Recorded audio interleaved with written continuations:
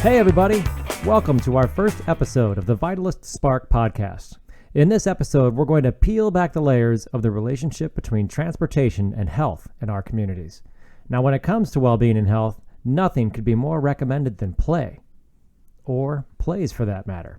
So, let's jump right in and find out what happens when theater meets transportation.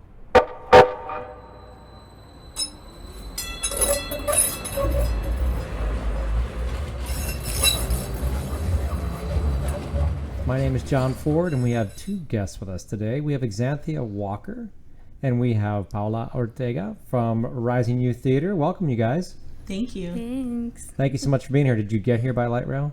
I wish we could say that. We didn't.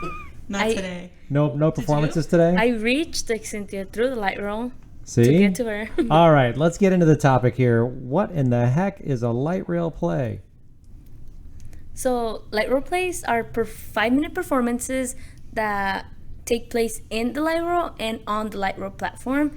And it's a youth artist and an adult artist creating a play, their own play. We usually have 8 plays, so that's 8 teams of youth artists and adult artists. And then we also have a band of tour guides that is literally a band. They're musicians, and they take the audience through all of the plays and also play music during them. That's awesome. So what kind of instruments are they carting around? Well, last year we had a guitar and a clarinet and Ukulele? some percussion. We had ukuleles, yes. Oh, yeah. Excellent. No cymbals though, right? None of that crashing. No cymbals. Oh, We don't want to be abrasive. We want to No. be delightful. There's something delightful about a clarinet. You know what? Isn't the most important thing to be delightful? Yes, delightful and. Delightful and delightful and what? Delightful and maybe Delightful and centering the powerful stories of young people in a public platform. nice. So talk a little bit about that. How does that happen? How do you make that work? Well, Rising Youth Theater, our mission is centered on that work, on theater as a powerful tool for young people sharing their stories and experiences in a way that they can be heard and seen and respected for their ideas and their expertise. And so in our processes, we always we center those experiences and voices as catalysts for all of our work. Hence the name Rising Youth Theater. It all makes sense now. All right, so what about the challenges for you all as artists and performers? Or is it not challenging, but more actually freeing and exciting? I mean, there is no stage left, there is no stage right, there is no dressing room. The director can't even hide in the corner and give you signals. I mean, does that make it fun? Makes it challenging. Yeah, I'll bet. Yeah, because there's no script as well. It's our own words, our own movements. And even if you get it wrong, people won't know. Not even the director. Is it more improv then? I wouldn't call it improvised. I would say like we create it originally, so the actors are never handed a script that says like these are your lines. We build what the lines are through a series of writing exercises and improvisations, and eventually it gets set. But we try it on the train significant numbers of times before it gets set. So that experimentation process is never only a rehearsal. There's always an audience. So there really is no finished product. It's continuously evolving. Well, it gets set towards the end of when we go into official performances. I'm doing air quotes. You can't see me, but it's it gets set by then. But it is a highly flexible and evolving thing, even when it is set, because the audience is always different and the energy is always different. And it depends. It's really different if there's 5 people on the train or if there's 50 people on the train.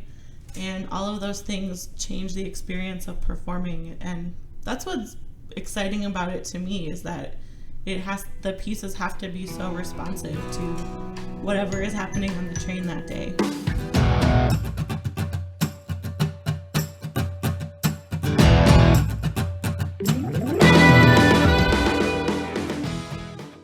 What kind of looks do you get?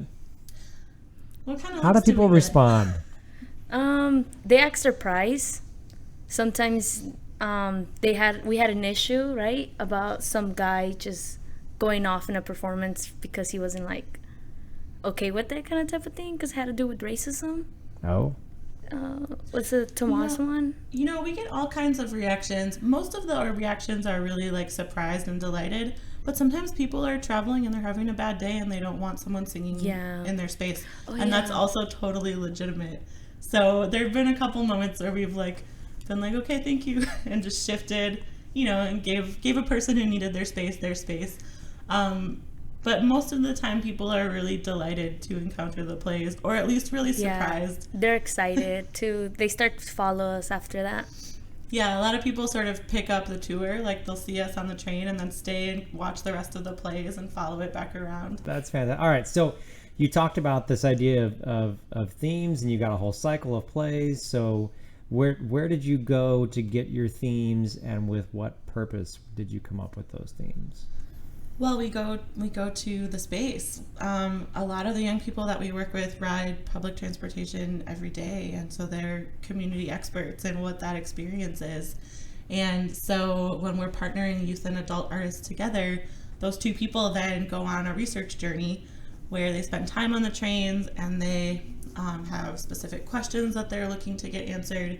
And then we kind of accumulate a pile of images and observations and writing and artifacts that we've collected from the space, which have ranged from, like somebody's shoe to like piles and piles of light rail tickets to all kinds of things.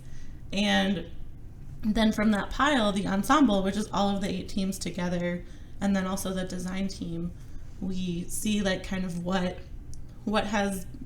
sort of rises to the top of kind of that pile of stuff. Like, are there common threads? Are there questions that were answered in similar ways by multiple people? Are there resonant images that are coming out of all of that research? So what'd you come up with? What themes do you tackle? The last theme was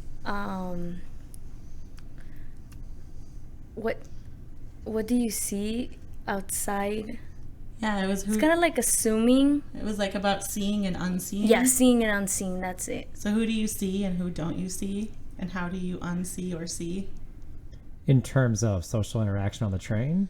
Well, in terms of life in general? Well, social interaction on the train was definitely where that came from. But I think it can go broader and more universal than that too. And be about how we see people in our community or don't see them.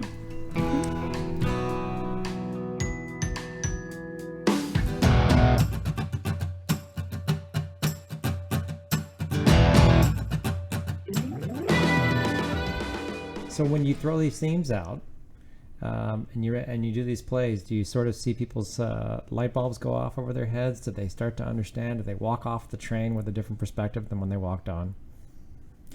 I think they do. One of my performances was about judging someone by just looking at them, such as like skin color and stuff. And I feel like people can really relate to that, but just assuming what kind of race someone is and just picking on them.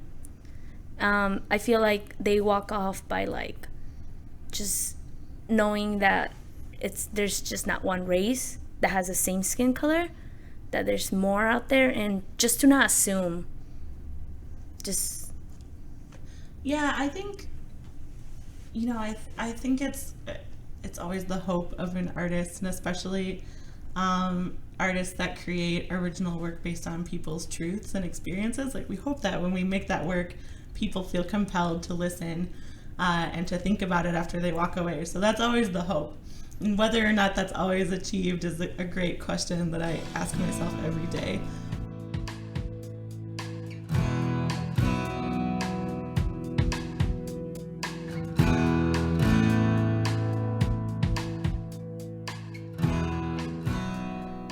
Beyond plays, there lies the very real work of making communities healthier through transportation options. That's the job of Leslie Dornfeld from Planet, a Phoenix-based firm with one purpose: reimagining and planning for high-quality communities. We got together with Leslie and our conversation started with a little bit of Arizona history. When I got here, there was no sidewalk planning, no planning for pedestrians or bicycles. People thought it was too hot to walk. And it's actually the average temperatures have actually gotten hotter over the past 25 years, but more people are walking, and we have better facilities for pedestrians and bicyclists. And also we have much more transit. We have light rail, which is breaking all records and expanding. We have bus service. We've instituted neighborhood circulators. And all of these kinds of things help make communities more accessible, and ultimately they make them more healthy too. I think that Arizona was in many ways a victim of the time. We experienced huge population increases during the 80s and the early 90s, and during those times health wasn't even part of the conversation. Nobody really even thought that how we designed communities could impact individual health and the health of a community. Absolutely. And so as a result, communities were largely built to accommodate cars, to move those vehicles quickly and move them around, and also to separate people from cars. So you'll see walls around subdivisions, so people's backyards aren't adjacent to a roadway. Everything was oriented internally, and no one really thought about walking. So a lot of those decisions I think we're working to rectify and make better. We're looking at communities that are focusing on building pedestrian-oriented downtowns, increasing densities and mixing uses so that people don't have to drive everywhere they want to go, but people can make the choice to live in a place where they can walk to a restaurant or walk to the grocery store. And what we're finding is statistically, more and more and more people want that. And that thought gave us the perfect opportunity to talk about complete streets. Now, what are complete streets? They are streets for everyone, designed and operated not just for cars, but also for pedestrians, bicyclists, motorists, and transit riders of all ages and abilities. Using complete streets policies and practices, transportation planners and engineers routinely design and operate the entire right-of-way to enable safe access for all users. This means that every transportation project will make the street network better and more equitable, and that makes our cities and towns better places to live. I asked Leslie about the opportunities complete streets provide. A complete street is a street that provides as many modes of mobility as possible given that street.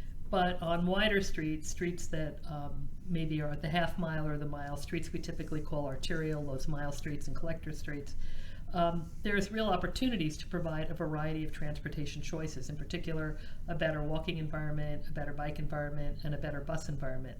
And that way people have choices, and with those choices the community becomes more accessible. With a more accessible community, people have better access to things that directly affect their health, things like a doctor's office, a supermarket where they can get healthy food, a drugstore where they can fill their prescriptions.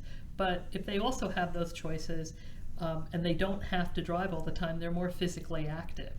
And that increase in physical activity has a direct impact on obesity. And obesity-related diseases are a killer. They're chronic diseases that are reaching legion heights in the US, and studies have shown that communities which are more walkable and in places that are more walkable, people tend to have less obesity-related diseases, and they're healthier, and then they live longer.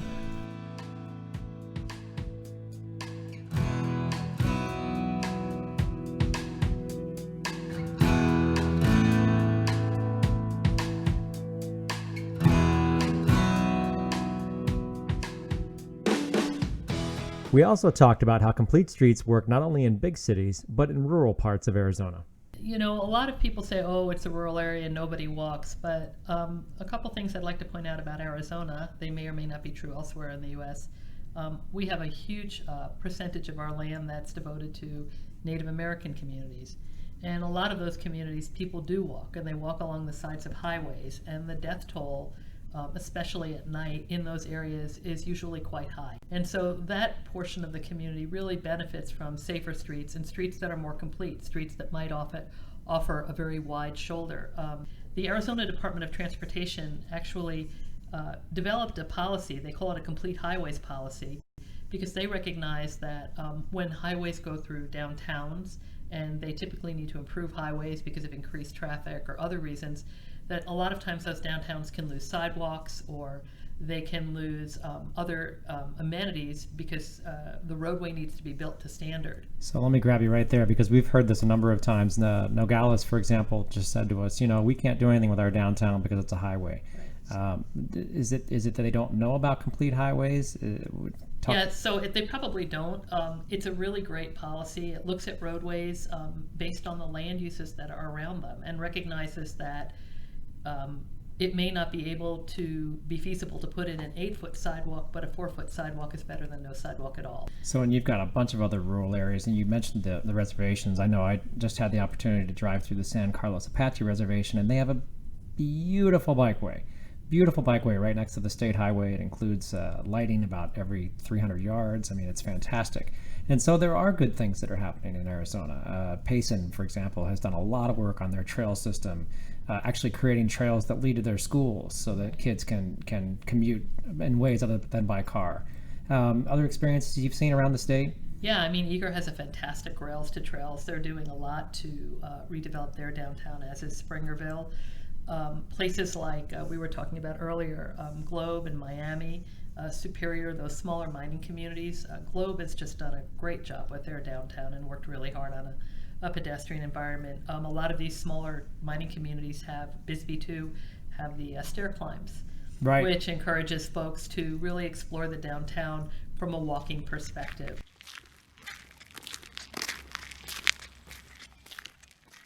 I think that what people need to realize is that you may have a car, but your 12-year-old doesn't. Or you may have a car, but there's going to be a time where your parent might need to walk somewhere, and they can't. And so people really need to realize that. I have a friend that says at some point in time we are all disabled, and at some point in time we're all going to need pedestrian facilities. What Leslie is talking about is more broadly termed health equity. Health equity means that community well-being is addressed holistically, so every person has the opportunity for optimal health. Health equity work addresses the unfair and avoidable differences that we currently find in Arizona today, and it recognizes that communities can only make healthy choices when they have healthy options available to them. As a point of principle, health equity holds that no one should be denied the chance for a healthy life because of socioeconomic factors or lack of opportunities. Do you see an awareness when you go and talk to a street transportation department, and do folks get that? I think that they do more and more. I think that they do. They're being taught that in school now. Engineering used to be all about efficiency. Now I think engineering is about efficiency and equity and humanity.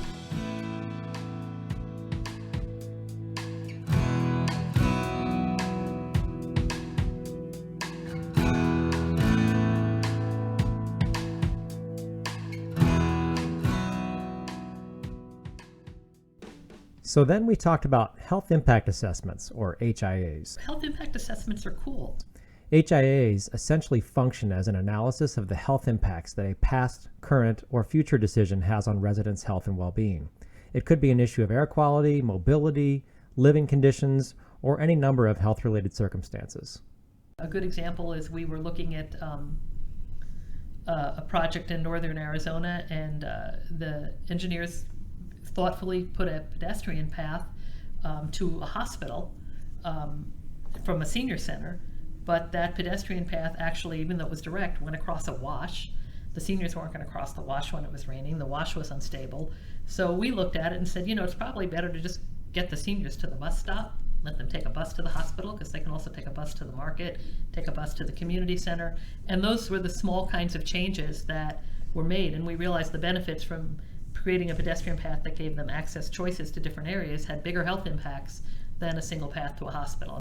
So, where does Leslie net out on all of this? And I'm a big believer too in what I call creeping incrementalism. I think that sometimes we are so tunnel visioned, and I would include myself in this, that we're unable to look at alternative situations or different ways of solving the problem. And if that means a facility that isn't everything you wanted it to be, but still accomplishes the goal, if it means waiting a year to get what you want as opposed to getting it now, some of those kinds of trade-offs are really important and really effective ways of accomplishing your goals. And what is Leslie's advice for you today? If you really are interested in creating a healthier community, I think the first assignment I would give you would be to pick a place to walk to or bike to. And There we go. think about how that could be better. Is there a marked bike lane? Is the sidewalk level? Is it wide enough for you to walk with a friend and talk with them? Is it shaded? Are there direct connections, or can you even get to your local drugstore or a park? And that's, to me, the first thing, is begin to think about your neighborhood and how could this affect you? How could, if you had a child, would you feel comfortable letting your child go there on their own if they were 10 or 11 or 12?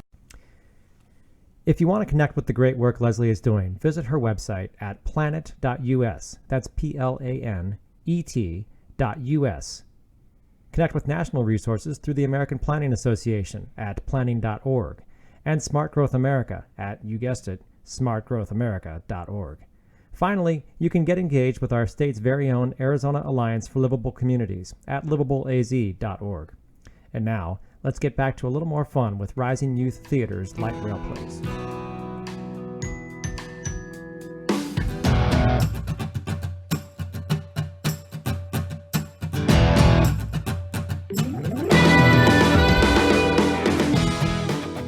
So, because we're talking about a really amazing project, really, really cool, exciting, just totally fun.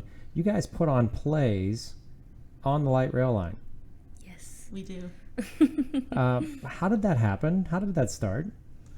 It was born out of an idea. Our company received the Mayor's Arts Award in theater about 5 years ago. And because we received an award from the mayor, we had a meeting with him, Mayor Stanton, and we were talking about our work and our commitment to removing barriers that people encounter when they think about, like, is theater something that is for me or not? Do I want to engage with an arts performance? And he said, sort of off the cuff, well, it'd be really great to, like, do something on the light rail. Like, wouldn't it be fun to just have, like, a performance there? And we said, yeah, actually, that's a wonderful idea. We're going to do it. He's like an idea guy.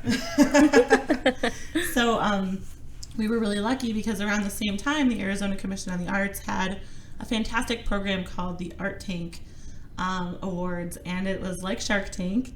And what you did as an arts organization or an individual artist, you applied, and then if you were selected as a finalist, you presented and you pitched your idea in front of a panel of judges and an audience. And so the founders of Rising Youth Theater, which is myself and Sarah Sullivan and Ashley Hare, we pitched the light rail plays as an idea, and we won. We won $10,000 to produce the first light rail plays, and now we are about to have our 5th light rail plays in December. Was that 10,000 from Mark Cuban?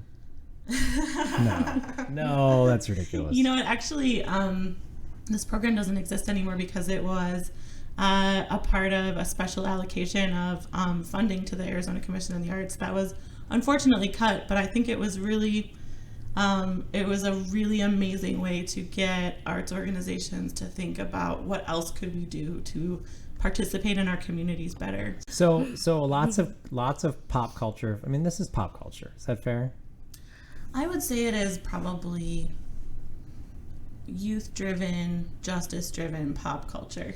Ooh, okay. So this is, and the best pop culture, right, does try to deliver a message while wrapped in that shiny candy coating of pop culture, right? So, Yes. so what do you think? What percentage of people get it? Well, I think the feedback that we hear a lot is that young people's stories are illuminated or visible or legible in a way that is surprising to people, particularly to adults. And that's always really exciting feedback to get, is when we're working on centering young people's stories and experiences, and then an adult says, yeah, I never really thought about that before. That perspective makes sense to me. Like, I hear that, I see you. Like, I think that's radically exciting. That's pretty awesome. Paula, we talked a little bit earlier about the impact that this has in terms of creating community around the light rail, and lots of people say, I don't know what to expect when I ride the light rail, and they certainly aren't going to expect this, but that's part of the magic, right? And how you build community. So you want to talk a little bit about that? So the magic works by riding the light rail and just like having people see it.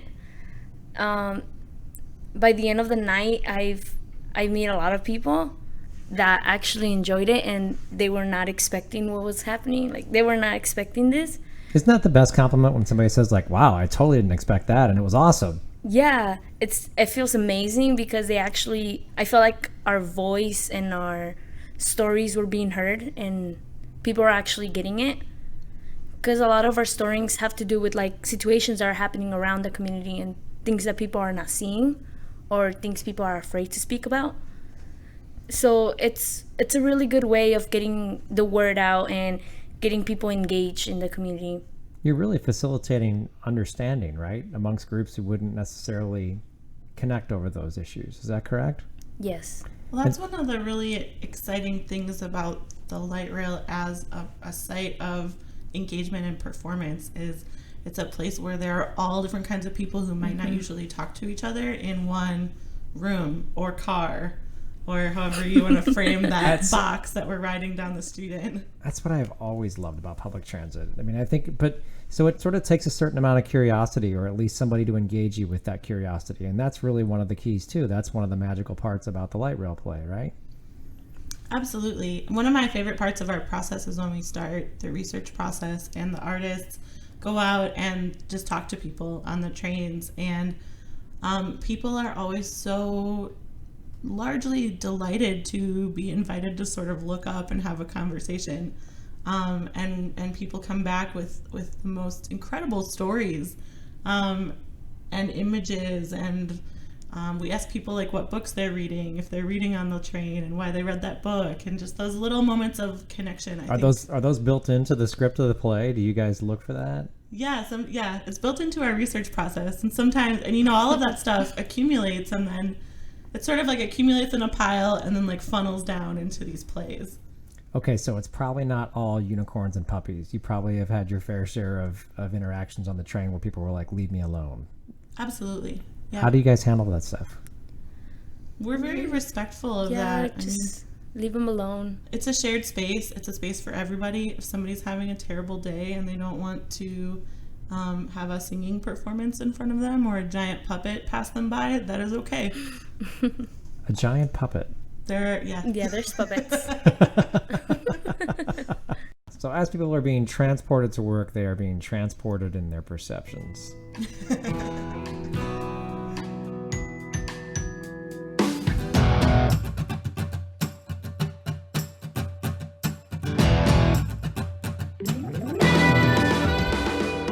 So for folks who are listening, how in the heck would one encounter a light rail play? What do you have to do? You don't buy a ticket. Well, you do, but not a ticket to the play. Well, you buy a light rail pass, and you can reserve a spot on a tour. And so we actually are going to be performing the second weekend of December this year. And we are shifting a little bit where we're performing. We're still figuring out exactly which platforms we're going to be on, but we're going to be doing all platform pieces this year.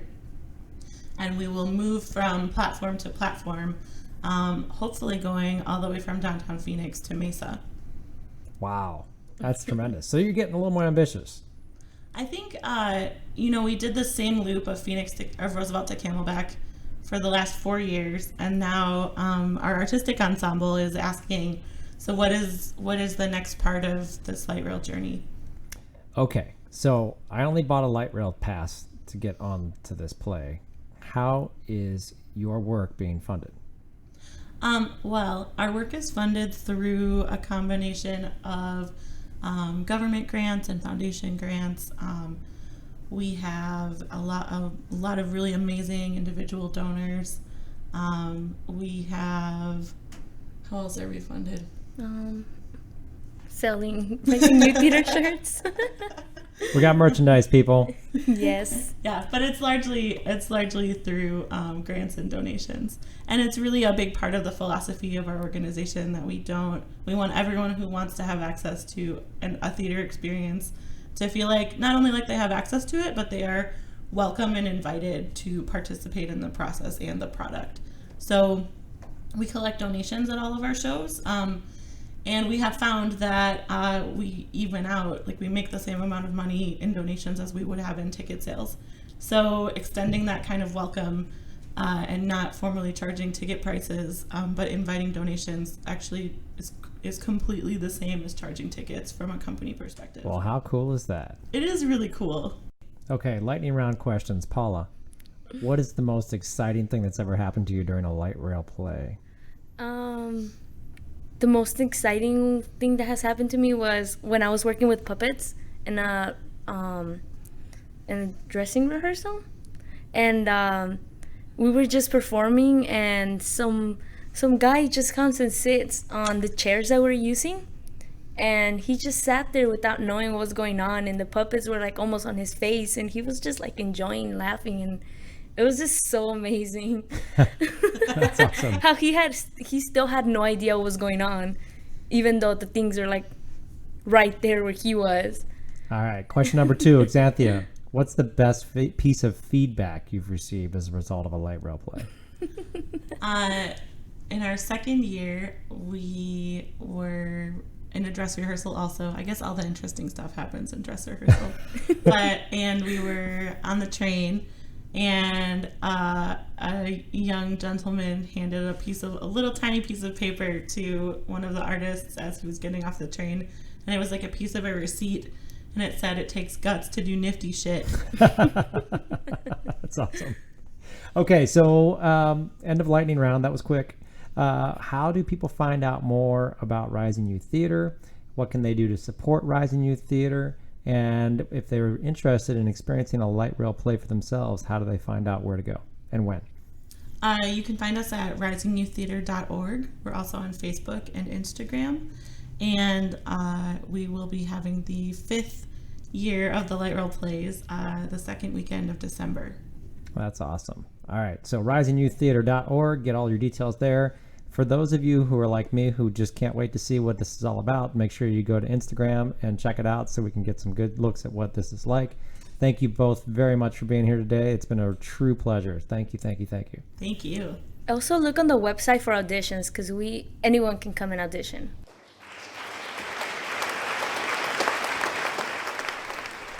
That's it for today's episode. Thank you to our fantastic guests for their insights. Thank you to Groove Spoon for lending their very groovy music to us. And a huge thanks to you for listening to this edition of the Vitalyst Spark. Here are a few things you can do to keep our spark alive. First, give us your feedback. Rate our podcast on your favorite podcast provider, whether it's through iTunes, Stitcher, or Overcast. Even better, use your podcast app to share your favorite Spark episodes on social media. Most importantly, learn more about what Arizona is doing in the world of well-being and health at livewellaz.org. And don't forget to connect with all of Vitalyst Health Foundation's work at vitalysthealth.org. Don't forget, the more we connect and collaborate to improve well-being in Arizona, the more successful we will be. Or, to twist the words of Spider-Man's Uncle Ben, with great responsibility comes great power. We'll see you back on the road to well-being soon.